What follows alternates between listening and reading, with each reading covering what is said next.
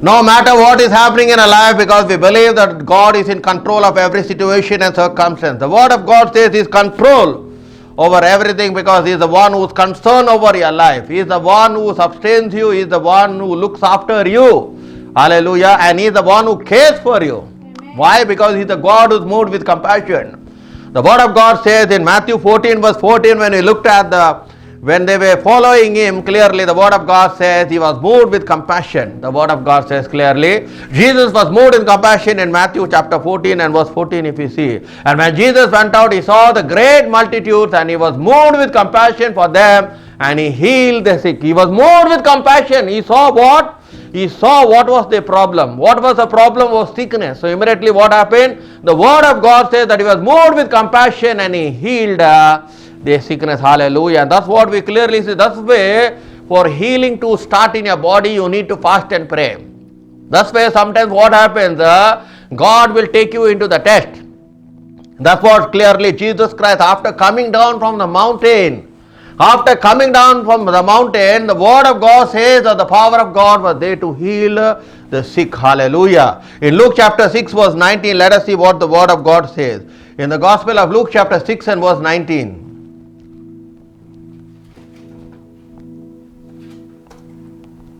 And the whole multitude sought to touch Him, for the power went out from Him and healed them all. All the multitude sought to touch Him. That's why you must touch who? You must touch Jesus, for the power went to Him and healed them all clearly. My brother and sister in Christ. And that's why today we see what is happening in the pandemic. We see that people are losing their hope. People are losing their focus on God. But one thing you must always understand, that even in this sickness, even in this virus, even in the disease, God wants to manifest Himself. Today your situation may be like Lazarus. Today your situation may be like Lazarus, the totally dead. And there is no light. Wherever you see, there is only darkness. That's like how Job said, when I looked for light came darkness, when I looked for good came evil, clearly. And today your situation may be like Lazarus because of the pandemic, because you are searching for help, but there is no help that is coming to you. But one thing you need to understand, that even in your sickness, even in your disease, even if you have a virus, the God will glorify Himself. Let us look into Gospel of John chapter 11 and verse 4. Gospel of John chapter 11 verse 4. Let's see what is Jesus saying here clearly. Gospel of John chapter 11 and verse 4. When Jesus heard that, He said, this sickness is not unto death, but for the glory of God, that the Son of God may be glorified. He says, what Jesus, when He looked at the situation, because everyone knows that Lazarus was already dead, clearly. You see? And here we see what happened clearly. We see that what He's saying clearly, this sickness is not unto death, but for the glory of God, that the Son of God may be glorified. That means this sickness, this virus, this disease will not allow you to die when you believe in the Lord and the Savior Jesus Christ. And what the word of God is saying clearly, this sickness is not to death. That means if you get the coronavirus, it does not mean that because you have the coronavirus or because you have some disease or deadly disease that you are going to die. Why? Because even in the disease, even in the sickness, even in that virus, God will manifest His power and His glory, so that God be glorified. Hallelujah. That's why the word of God I showed you, that when He looked at the sick, He was moved with compassion. When He looked at the sick, He was moved with compassion, and when He finished praying and coming down the mountain, the word of the Lord says that the power of God was there to what? To heal the people. Hallelujah. Because it's only God who can understand. It's only God can heal you. Amen. My brother, my sister in Christ. He can heal you physically, He can heal you spiritually, I can heal you also financially of what problem you are going through in life. If you look into the book of Psalm chapter 147 and verse 3, see what the word of the Lord says clearly. In Psalm 147 verse 3,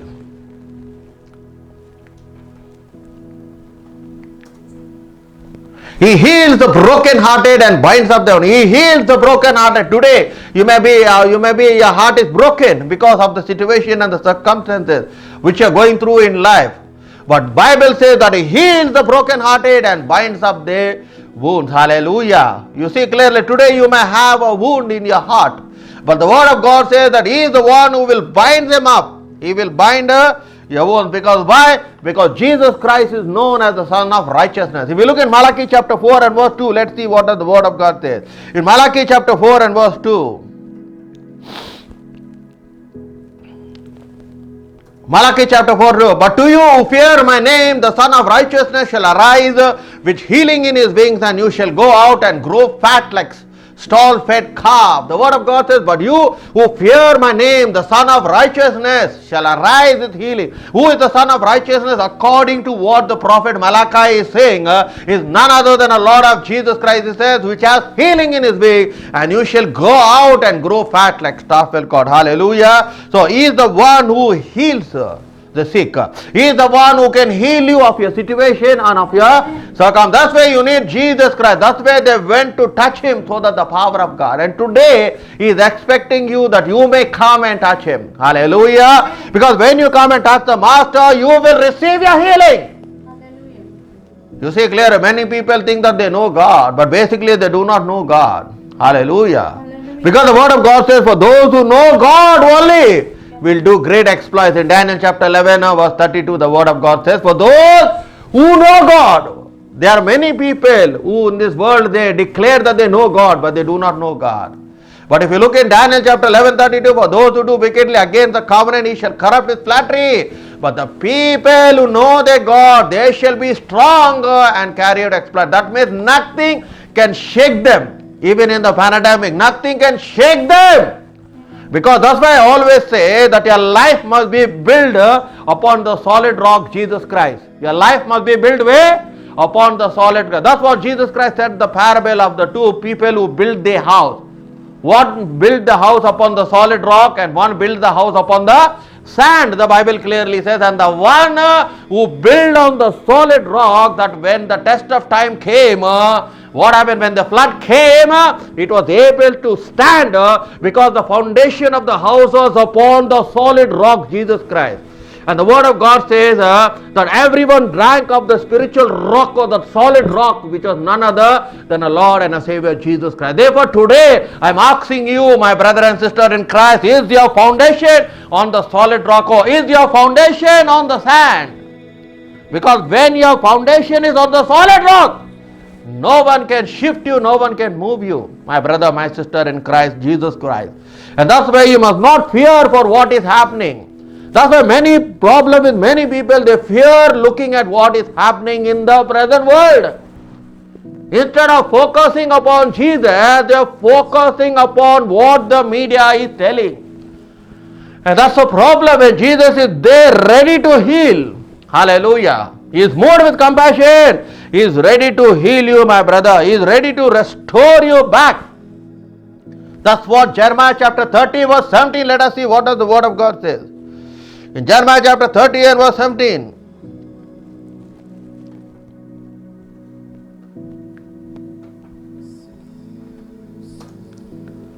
For I will restore health to you and heal you of your wounds, says the Lord, because they called you an outcast, saying that this is Zion. No one seeks her, no one is there to help her, no one is seeking her, no one looks at, she is an outcast, she does not belong to us. But the Lord says, I will restore back health to you and heal you of all your wounds.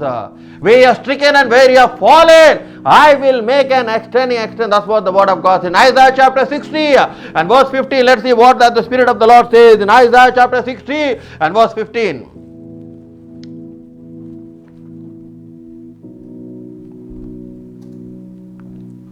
Where you have been forsaken and hated, so that no one went through you, I will make you an external excellence, the joy of many nations. Hallelujah. The word of God says, where you have been forsaken and hated, where people have hated you, where people have forsaken you, who does not care for you, who is not concerned over your life, no matter what happened to you, whether you are alive or whether you are dead. That's what is the present situation in the present world, my brother. Because we are living in a world that is a selfish world.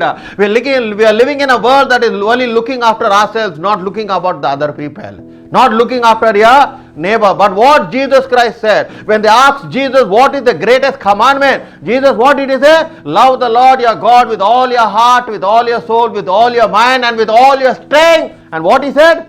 love your neighbor as yourself. So are we really loving our neighbor as what the word of God says? I don't think we are loving our neighbor. Why? Because we have this selfish attitudes. Everything about me. It's everything about me. That's why today we see that many people are being forsaken. Many people are being hated. Why? Because you are a selfish person. Hallelujah. Jesus Christ was not a selfish person, I can tell. If Jesus Christ was a selfish person, he would have not gone to the cross willingly. He would have said, okay, they have sinned, let them die in their sin and land up in hell. Jesus Christ did not do that because he was not a selfish person. He gave himself for you and for me by dying on the cross of Calvary. He took it everything upon himself. The word of God says clearly, my brother, my sister in Christ. Hallelujah. And that's what we see. Today the Lord is speaking in the book of Isaiah 60 verse 15, where you have been forsaken and hated so that no one went through you. I will make you an eternal excellence, the joy of many nation, generation. That's what the word of God says. So you don't have to worry that what you're going through in life at this very moment, my brother, in a hopeless situation, there is only hope that is from a Lord and a Savior and Jesus Christ, because only He can wipe away a tear. You see in the book of Revelation chapter 21 verse 4. Let's see what the word of God says in Revelation chapter 21 verse 4. God will wipe away every tear from the eye. There shall be no more death, no more sorrow, no more crying. There shall be no more pain, for the former things has passed away, for I will do a new thing. Hallelujah. My brother, my sister in God, the Lord says, God will wipe away every tear from the eye. There shall be no more death, no more sorrow, no more crying. That's what the Lord is telling. No more, because everything has to come to stand still. Hallelujah. Everything has to come to a stop, my brother, my sister in Christ. When you start believing in the word of God, when you start believing in the promise of God, because it's only He who can wipe away a tear. Hallelujah. Why? Because He says, behold, I am going to do a new thing. Now I shall spring forth. Shall you not know it? I will even make a road in the wilderness and rivers in the desert. I will do a new thing. He says, I will wipe away every tear. Hallelujah. Every tear He has gathered in the bottle. That's what the psalmist says. Are my not tears gathered in a bottle? Do you not know that every tear that you have shed in the presence of God, my brother, my sister, today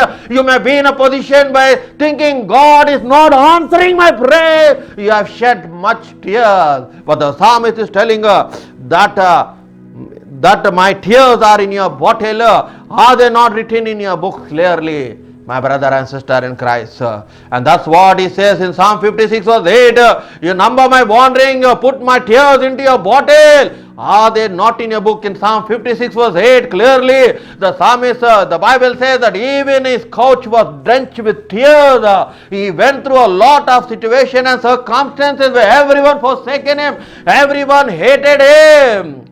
But one thing, he believed that God was always there with him, and every minute of his life it was only God who strengthened David. Hallelujah, my brother, my sister in Christ, because it's only God who can strengthen you, my brother, my sister in Christ. That's what he says in Psalm 6 verse 8. I'm weary with my groaning, all night I make my bed swim, I drench my couch with my tears. That's what the psalmist says. I'm weary with groaning. He's groaning all night. He says, I made my bed like to swim, I drench my couch with tears. That's what the life of the psalmist was. But in every minute of his life, in every second of his life, one thing we believe, that God never forsaken David, because David was a man of God's choice. David was a man of God's heart. He never forsaken David. Though David went through the valley and shadow of death, though he went through, he had many enemies. And today, my brother and sister, the Lord is telling that you may have many enemies in this planet earth, but God is going to arrange a table before your enemies. That's what God will lift you up before enemies. That's how God was able to lift up Moses. Moses was hated. He was forsaken. Clearly, he was chased away from Egypt, but God reversed it and changed his life. God lifted up Moses in the land of Egypt, and through Moses God manifested his power and his glory with great signs, wonders and miracles. And through Moses God was able to deliver the entire nation of Israel through a single man who was hated by Pharaoh, who was forsaken by the Egyptians. But one thing, God will never forsake you. Because He has carved you on the palm of your hand. That's what the word. He has carved you in the palm of His hand. The Bible clearly says, my brother, my sister in Christ. Because you are in the hands, you are in the palm of our God.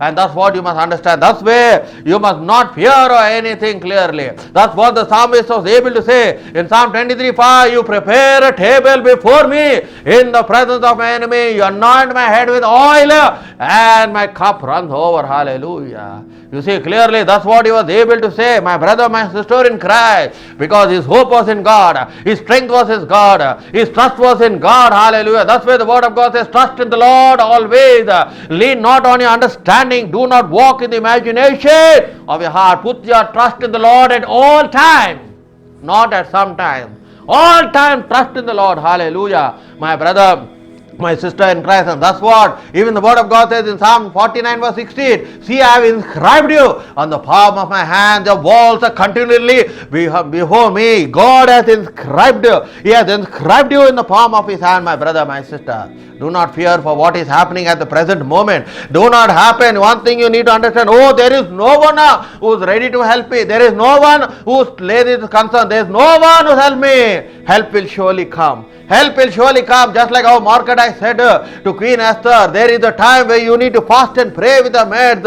You need to act before, because the wicked Haman want to kill all the Jews. But if you do not act at this moment, and if you think that you are still comfortable because you are the Queen Esther, one thing you need to understand, you and your family, you shall surely perish. But help will come from somewhere. Help will come from somewhere. Mordecai was able to say Esther. And immediately when he said that help will come, if you do not help, because you are in a position of a queen, he said, do not worry, help will come from somewhere. But one thing, note this, you and your household shall perish. That was the warning he gave to Queen Esther. And immediately Esther, what she did, she had to humble herself. She had to take away the pride from herself. She had to fast. She had to fast and seek the face of God. And immediately God gave the wicked Haman into the hands of Queen Esther. Clearly, that's what today, when you fast and pray, that God will give you this coronavirus into your hands. You will trample over the devil. You will trample over the enemy. You will trample over the coronavirus in the mighty name of Jesus of Nazareth. My brother and sister in Christ, that's why let not fear. That's why I showed you before clearly. When they brought Lazarus, they were crying because Lazarus was totally dead.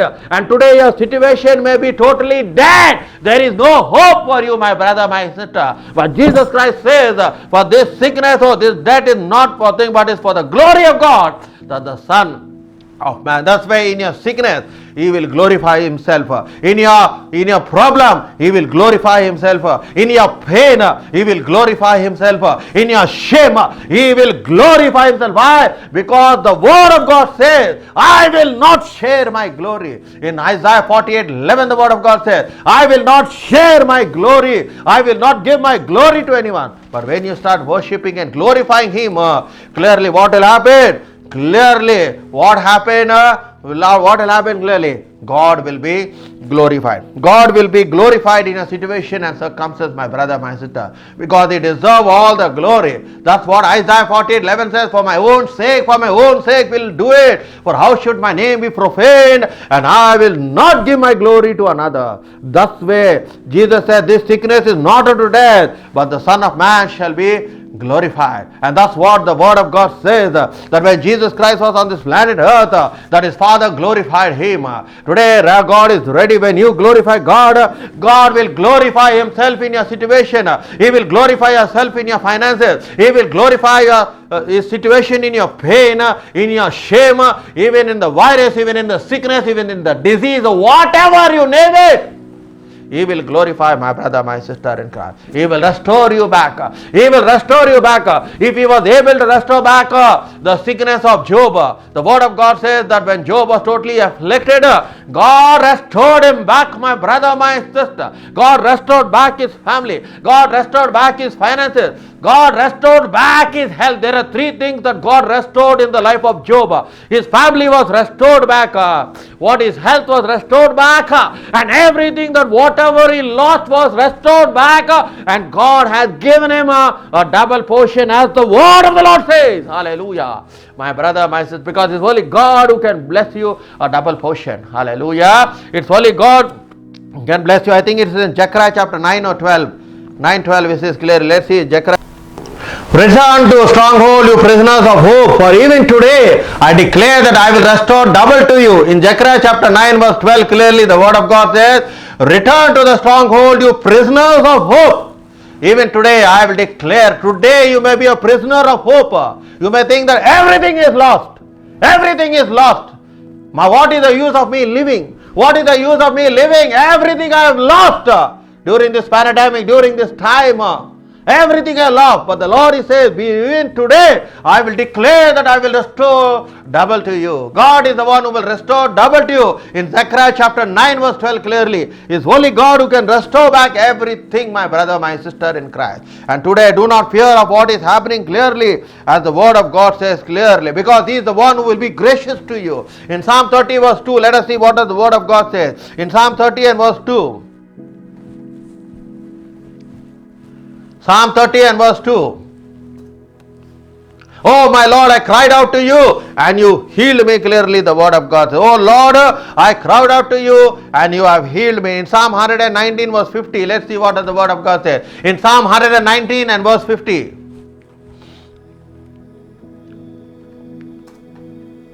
This is my comfort in my affliction, for you, my word, has given me life. Hallelujah. He is the one who comforts you in a affliction. Hallelujah. He is the one who comforts you in your affliction. Let's see in Isaiah chapter 66 and verse 13. Isaiah chapter 66 and verse 13.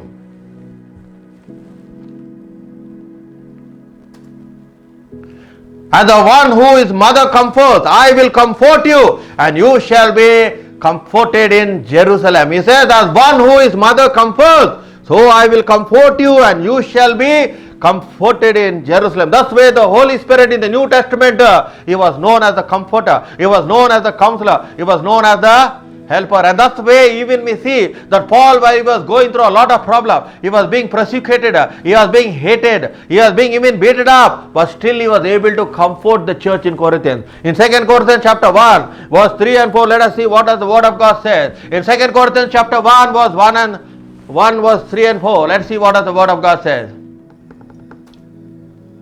Blessed is the God, the Father of all Lord Jesus Christ, the Father of mercies and God of all comforts. Verse 4. Who comforts us in all tribulation, that we may be able to comfort those who are in any trouble with the comfort in which we ourselves are comforted by God. He says, what he says, who comforts us in all our tribulation. Paul is telling that God comforted him in all the tribulation in which he was going, that he was able to comfort those who are in trouble. Thus way, you must be able to comfort your brother and sister. You must be able to pray for your brother and sister. You must be able to strengthen your brother and sister, my brother, so that he receives comfort. And that's what, because God comforted Paul in all his tribulation. Here Paul is writing to the church in Corinthians. In 2 Corinthians he says, the comfort that I received from the Lord. What he says, that during my tribulation, that we may be able to comfort those who are in any trouble. My brother, my sister. That's way, whenever you need prayer, whenever there is a problem, what the word of God says, you need to pray. Is anyone among you sick? Let him call for the elders of the church and let them pray over him. Anoint him with oil in the name of the Lord. Verse 15. See what does it say? And the prayer of faith will save the sick, and the Lord will raise him up. And if he has committed sin, he will be forgotten. See what he says in verse 14 and 15 clearly. He says that whenever you are sick, if anyone among you is sick, let him call for the elders of the church and let them pray over him, anointing him with oil in the name of the Lord. And the prayer of faith will save the sick, and the Lord will raise him up. And if he has committed sins, he will be forgiven. Hallelujah. The prayer of faith. That's why I do not have to be even near you. Even if I pray on the phone, the prayer of faith is ready to heal you. Why? Because the word of God says in Psalm 107 verse 20, see what does the word of God says clearly. In Psalm 107 verse 20.